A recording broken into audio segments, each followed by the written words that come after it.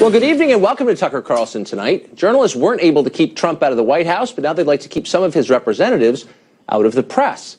In a recent podcast, NYU journalism professor Jay Rosen said that reporters ought to stop interviewing Kellyanne Conway on the grounds that she lies too much and actively lowers political understanding for viewers.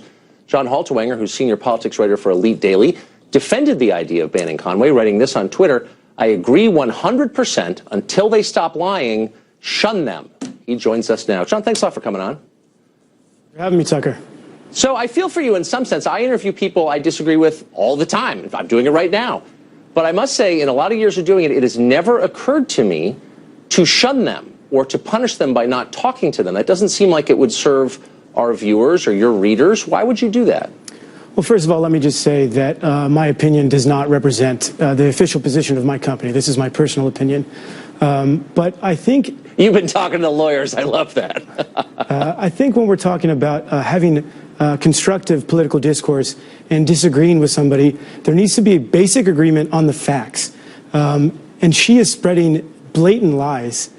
She's spreading what she called alternative facts. So how can we actually have a conversation and disagree in a healthy way if we're not going to agree on the basic facts, like the sky is blue, for example? Well, I mean, we don't agree on the basic facts about a lot of different things. I mean, that's part of what discourse is. It's arguing over what the facts are. And, of course, you're not going to reach a place of agreement if you don't talk at all. And that's what you're suggesting. No talking, shunning, as you put it, which seems to me like a religious concept, not really a journalism idea. Well, this administration is obviously desperate for attention, given they spent the entire weekend focusing on the petty issue of inauguration attendance.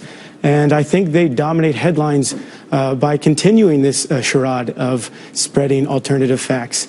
And behind the scenes, they do other things that arguably should be reported on, but don't get enough attention. I don't know if this is part of a larger sinister plan from the Trump administration, but it is a huge distraction. And it is quite embarrassing that the first weekend of the 45th president was spent talking about how many people came to his inauguration.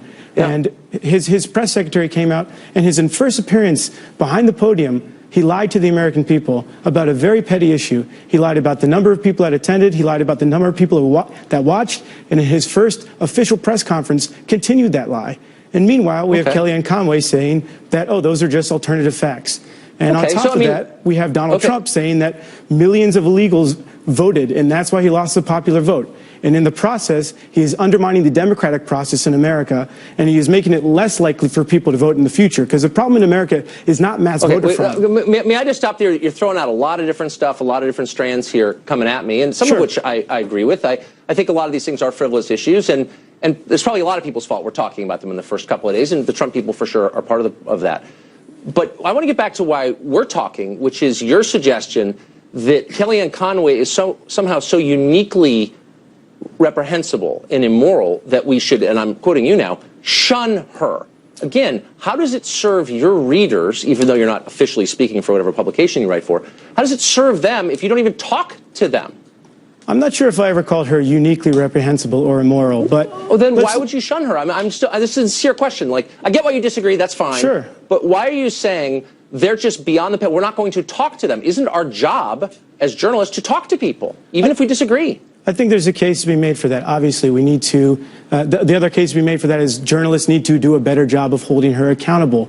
But when they insist on spreading blatant falsities, it's hard to hold them accountable. When you say, no, that's not true, and they're just going to say, no, that's just an alternative fact, it's a little hard to do your job. Okay. And we're not on an even keel here. So the conversation... so I guess a couple things come to mind. One, I agree with you. It's really frustrating when public officials lie, and a lot of them do, a lot, and it's upsetting. My first question, though, is you seem to be exhibiting moral outrage, which is weird in a journalist. I mean, your job is to sort of watch things and coolly assess them and then report on them. But you seem personally offended, and as do a lot of people your age who are now in journalism, it seems like they're mad. Why is that? Is that specific to, like, being in your 20s, or why the moral outrage? Donald Trump did say he's at war with the media. Are you not a bit offended that he's at war with your profession? Well, I'm offended with some things that Trump says, for sure. But I'm not, I guess I don't see it as a religious contest between the virtuous, me, and the sinful, them, and therefore I need to shun them. And you seem to see it that way. And in your defense, a lot of people your age seem to see that the world that way too. Why is that? Why the moral outrage? Why the screechy moralizing? Well, I think that we're starting to enter a post-fact world, and I think that's a very dangerous world to be entering. I think this is why a lot of people don't vote in America. I think that's why we have mass voter apathy, not mass voter fraud. I think because they think that the political system doesn't work and doesn't serve them. And why should they participate in a system in which politicians continue to lie to their face? That's why we have 55% voter turnout. Or in which journalists say, I don't even want to hear you. I don't want to hear what you have to say. So look, I mean, I'm going to ask you the obvious. Why should I sit there and listen to lies?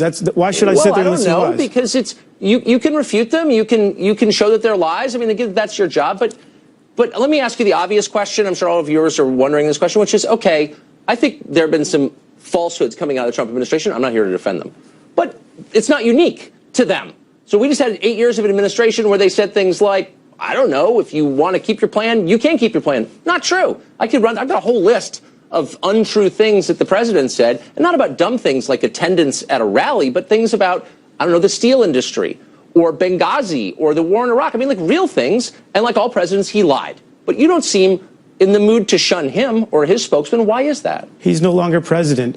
Okay, but he was last week. Sure, okay. Like, what? He did a lot of things wrong. For example, if we're going to talk about the issue of immigration, sure, a lot of young people are very concerned about Trump's proposals on immigration. But perhaps we should also mention that President Obama deported more people than any other president. Sure, that's what I'm talking about, a balanced conversation. No, but you're saying that lying is the red line for you. And I'm not disagreeing with that. It's very it's annoying when people lie, for sure. I'm just saying that the last administration lied a lot, too, and your outrage seems selective. Will you acknowledge that? Like, you're obviously more in tune with their politics, but can you be objective enough to acknowledge that maybe if you're going to be mad about lying in one case, you should be mad about it in all cases? No? I do agree we should be mad about it in all cases, but I think the amount of lying that's occurring within the Trump administration is unprecedented. And this man is not even willing to admit that he lost a popular vote. And in the process... How old are you? What do you know? How do you know what the precedent is? I have a degree in history. I can read up on my facts. Okay. My age has nothing to do with my knowledge of U.S. politics or history. I'm just saying, like, there's an overheated quality to your critique, okay? It's been 4 days. I agree. Some of the stuff they said is silly. But I don't know, unprecedented? It's a little early to say unprecedented. But let me ask you about this, because I can't respond. I can't resist. So you said Trump signed this order to declare the day of the inauguration a national day of patriotic devotion. And you wrote, quote, whatever. You wrote this. It's actually kinda, K-I-N-D-A, scary clash, has parallels to Nazi Germany and North Korea. I mean, do you really think that's the same as what happened in Nazi Germany or what is currently happening in North Korea? That seems more partisan than anything Kellyanne Conway has ever said. Okay, well... I mean, explain that. What does that mean? You made the claim. What did you mean by that? In a lot of North Korean propaganda and in the rhetoric of the last three leaders, patriotic devotion is a phrase that is routinely used in a sense that you will be punished if you do not... Yes, it is. Do you read Korean? Do I read Korean? No, I don't read Korean. Oh, okay, but you think that phrase is used routinely in North Korean propaganda? Yes. Okay. There's a Guardian article that came out today about it, if you'd like to Google it. Okay. So they use the same phrase, so it's the same as North Korea? Excuse me?